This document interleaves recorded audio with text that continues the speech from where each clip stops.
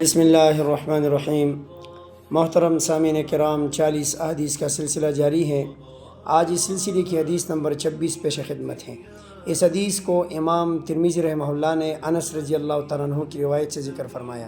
نبی کریم صلی اللہ علیہ وسلم نے فرمایا، لا یؤمن احدکم حتی یحب لاخیہ ما یحب لنفسہ، کہ تم میں سے کوئی شخص کامل مومن نہیں ہو سکتا یہاں تک کہ وہ اپنے بھائی کے لیے وہی پسند کرے جو اپنی ذات کے لیے پسند کرتا ہے۔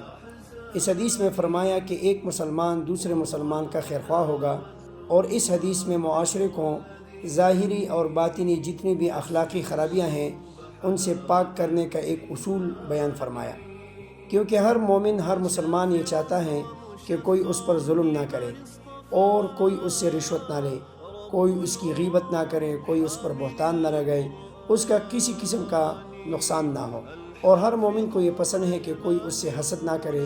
تو یہ چیزیں مسلمان مومن اپنے لیے پسند کرتا ہے۔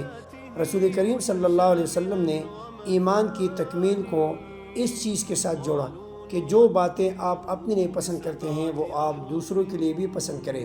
لہٰذا اگر اس حدیث پر ہم عمل کریں تو نہ ہم کسی کی غیبت کریں گے، نہ بہتان لگائیں گے، نہ کسی کا حق ماریں گے، نہ کسی پر ظلم کریں گے، تو معاشرہ خود بخود ان اخلاقی جرائم سے صاف ہو جائے گا۔ اللہ عمل کی توفیق عطا فرمائے۔